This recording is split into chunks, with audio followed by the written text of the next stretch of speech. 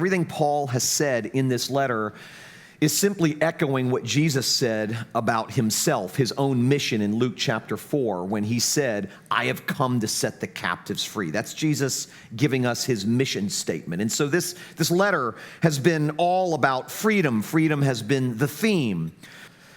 It means that God isn't keeping score with you, that the ledgers have been put away, and that all accounts have been settled forever. You're free. There's nothing you must do to get God's love. There's nothing you must do to get God's approval.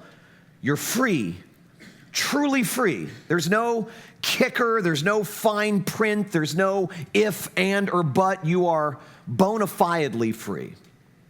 Now, this is the question that often comes up when, especially in the Christian community, freedom is talked about. There are all of these natural, instinctive objections that begin to well up in our hearts and minds. Yeah, but, and here's one of them. Does being free mean that God will love me even if I don't do what he says? Yes, that's exactly what it means. Now, as I mentioned a few weeks ago, there are horizontal consequences, both good and bad, to everything we do. So you can do whatever you want. You don't have to do what God says. That's not going to change the fact that he loves you. But you might get hurt. You might regret what you've done. You might make your life harder and cause pain to those you love. But you can do whatever you want and God won't stop loving you. It's that radical. It's that true. Why? I mean, how is that possible? That may go against everything you've ever heard about God and our behavior and obedience and all of that stuff. So how is that possible? You've heard me say this 1,000 times, because God's love for you has nothing to do with what you do or don't do. It has everything to do with what Jesus has done for you.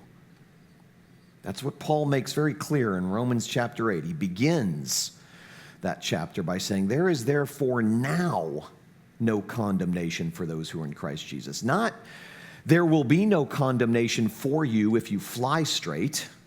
There will be no condemnation for you if you do all the right things. There will be no condemnation for you if you obey all the rules. That's not what it says. It says, there is therefore now no condemnation for those who are in Christ Jesus. And then at the end of Romans 8, he says, nothing can separate you from God's love. There's nothing in heaven or on earth. There's nothing you can do or fail to do that will ever separate you from God's love. Why? How can he say that?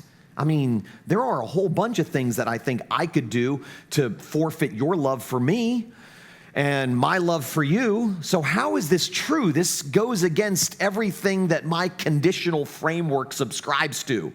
How can that be true?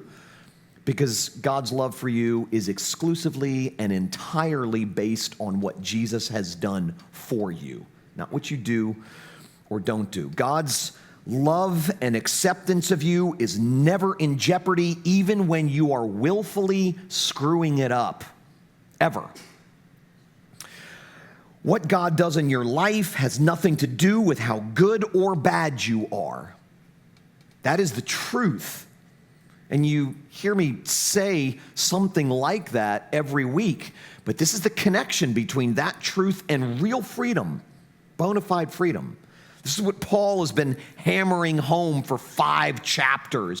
When you screw up, when you blow it, when you sin, when you disobey, when you go your own way, however you want to put it, none of that tempts God to abandon you.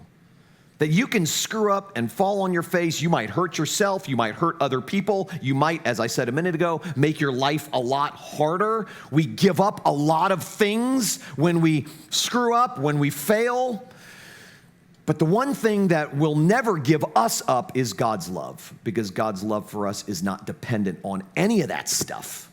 It's dependent on what God has done for us. So free means free, period. No footnotes, no asterisks, no ifs, ands, or buts, no fine print. Free means free.